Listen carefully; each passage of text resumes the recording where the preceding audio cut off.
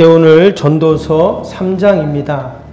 오늘 전도서 3장 우리가 너무 잘 아는 그런 말씀이죠. 때에 대한 교훈과 지혜를 우리에게 말씀하고 있습니다. 우리 1절 말씀 한번 보시면 범사에 기한이 있고 천하 만사가 다 때가 있나니 그랬습니다. 정말 그렇죠. 세상의 모든 일들은 다 정해진 때가 있습니다. 우리가 그것을 잘 모를 뿐이지 지나고 보면 다 정해져 있었구나 하는 것을 우리가 알 수가 있습니다. 오늘 2절에서 8절까지 보면 그 때에 대한 우리 인생에서 일어나는 모든 때에 대한 일들을 쭉 이야기합니다. 총 14가지가 나오는데요. 왜 14가지를 썼나?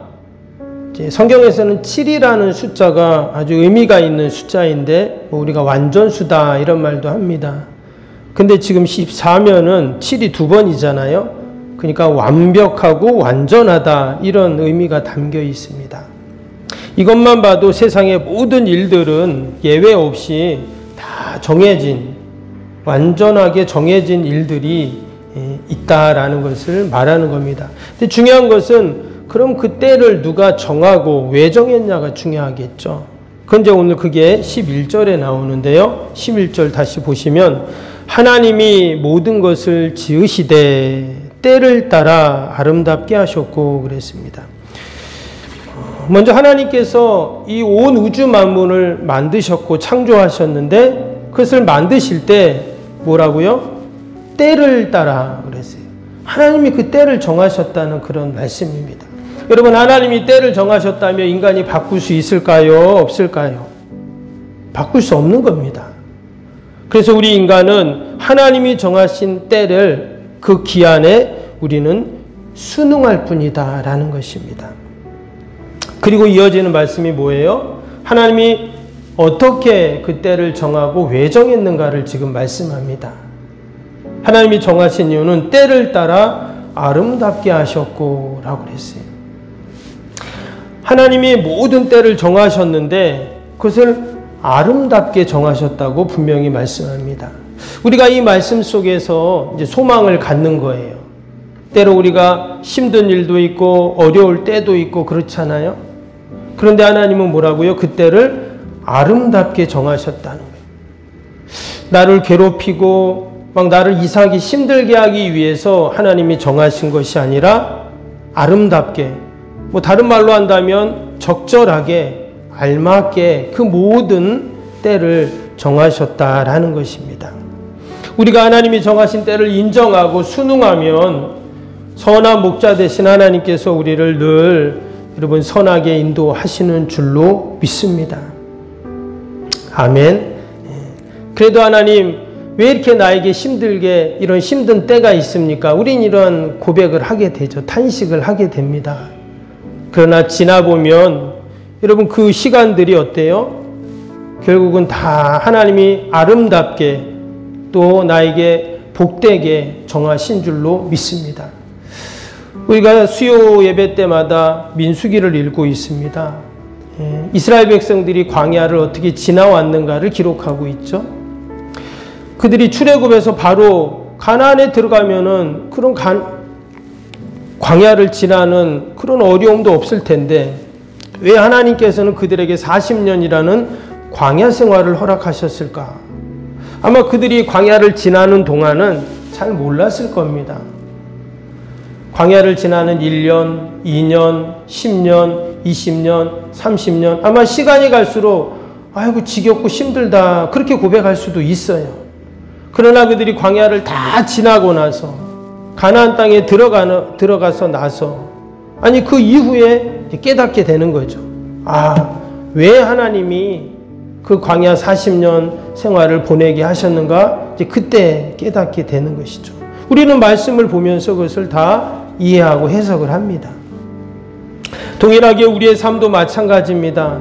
지금 여기 많은 때가 나와요. 날 때, 죽을 때, 심을 때, 또 뽑을 때, 치료할 때, 헐 때, 세울 때, 울 때, 웃을 때, 슬플 때, 춤출 때 여러분이 모든 우리 인생에 일어나는 일들 우리가 그 일들을 가운데 하나님이 함께 하시고 또 하나님이 그 모든 정하신 때 가운데 하나님의 섭리가 있음을 우리가 늘 기억해야 할 줄로 믿습니다.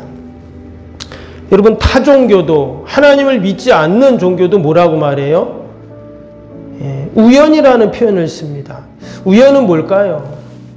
우연은 그냥 아무 의미 없는 그런 무를 말하는 것이 아니잖아요.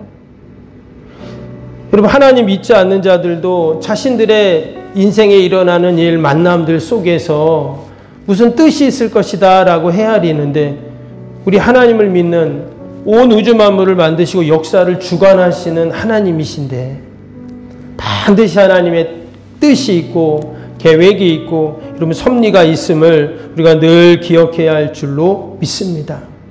그래서 오늘 11절 이어지는 말씀을 다시 한번 보시면, 또 사람들에게는 영혼을 사모하는 마음을 주셨느니라. 그러나 하나님이 하시는 일의 시종을 사람으로 측량할 수 없게 하셨도다 그랬어요. 앞에 나오는 하나님이 정하시고 또 아름답게 하셨다, 이 말씀도 귀한 말씀이지만 결국 오늘 이 11절 뒤에 있는 말씀 때문에 하나님이 하신 거예요. 뭐라 그랬어요? 영혼을 사모하는 마음을 주셨다 그랬어요. 우리가 수고하고 애쓰고 이 해 아래서 모든 노고가 있습니다. 우리 어제 그제 계속 새벽에 말씀 보았죠? 우리는 영원히 해 아래 있을 수밖에 없는, 해 아래서 수고할 수밖에 없는 인생이라는 거예요. 그런데 우리 하나님의 믿는 또 약속의 말씀을 붙잡고 사는 사람들은 어디를 바라본다고요? 해 위를 본다 했잖아요. 바로 오늘 말씀 11절에 나오는 영혼을 사모하는 마음을 우리에게 주셨다는 거예요. 우리가 해 아래서 사는 것 같지만 우리는 사실 해 위에 사는 사람들이에요. 왜? 영혼을 사모하는 마음을 늘 품고 사니까. 하나님은 우리에게 이 땅에서의 때가 있지만, 이 땅에서의 시간이 있지만 우리는 또 다른 시간을 살고 있는 겁니다. 바로 영적인 때, 영적인 시간을 아는 지혜를 하나님이 우리에게 주셨다라는 거예요. 여러분, 이것이 바로 신앙이고 믿음입니다. 이 세상의 때만을 우리가 사는 것 같지만 날 때, 죽을 때, 심을 때, 뽑을 때, 뭐 또 세울 때, 헐 때, 그냥 세상의 모든 일어나는 일들이고 세상의 때잖아요. 근데 우리가 여기에 있지만 우리는 영적인 시간, 늘 영적인 때를 기다리고 소망하고 바라보는, 여러분 그러한 삶이 바로 우리 믿음의 성도들의 삶인 줄로 믿습니다. 그래서 우리는 천국을 소망하는 것입니다. 여러분, 천국은 이 땅에 없잖아요. 언제가 우리가 가야 할 곳인데, 그런데 그 천국을 소망하면서 우리가 살 때 어때요? 지금 나의 삶의 자리가 천국이 되는 이런 놀라운 신비가 우리의 신앙과 믿음 가운데 있는 것이죠. 그리고 오늘 하루도 우리가 살아갈 때 영혼을 사모하는 그 마음을 품고 여러분 그 지혜로 오늘 하루도 사시는 저와 여러분이 되시기를 축복합니다. 아멘. 혹이라도 어떤 분은 목사님 새벽부터 좀 알쏭달쏭한 이야기를 하시네요. 그럴 수 있습니다.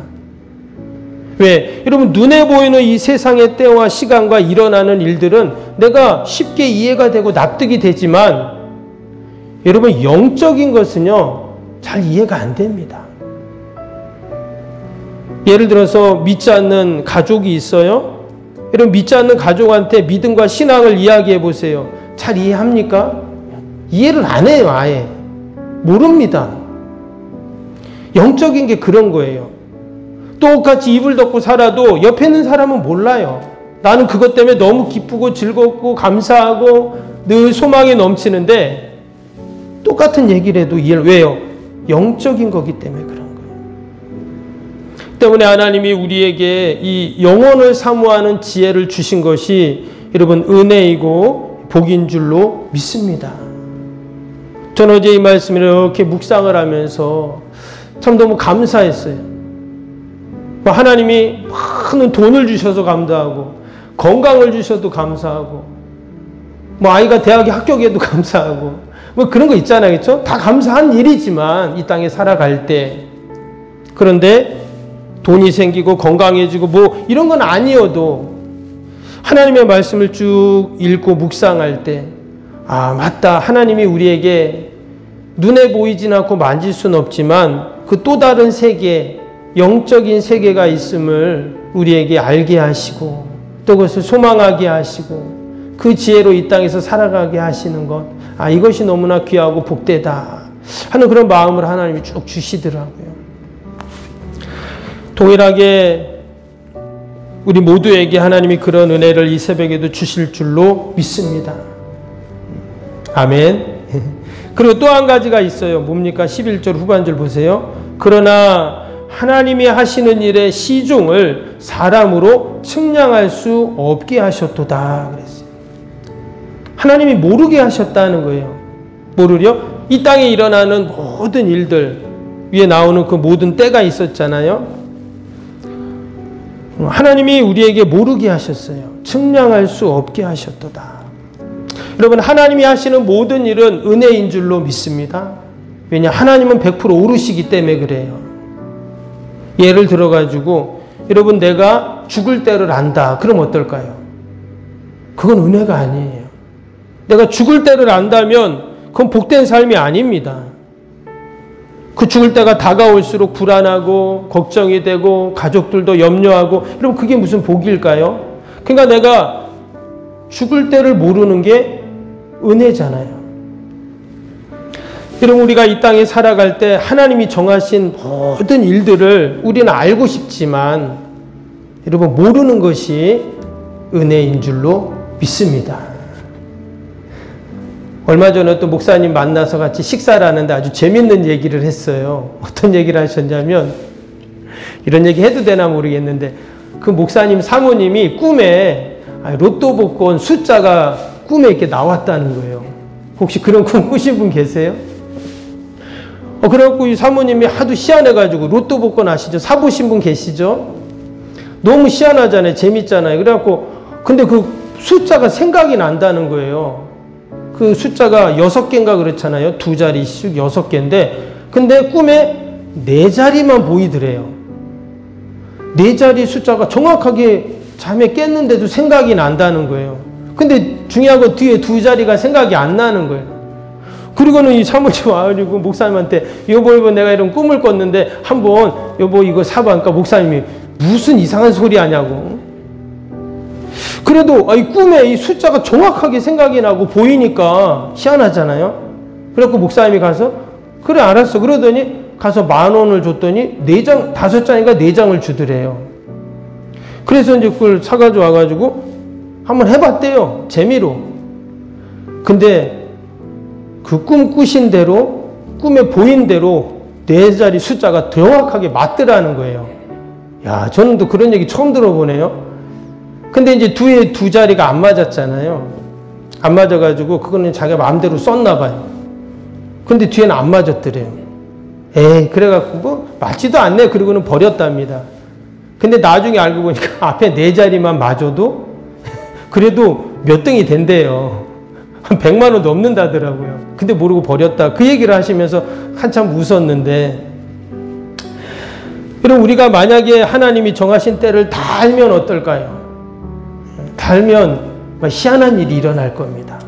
근데 하나님께서는 우리에게 알지 못하는 그런 은혜를 주셨습니다. 그래서 우리가 너무나 알려고 해도 안 되고 또 그것을 굳이 알 필요 없다는 거예요. 왜?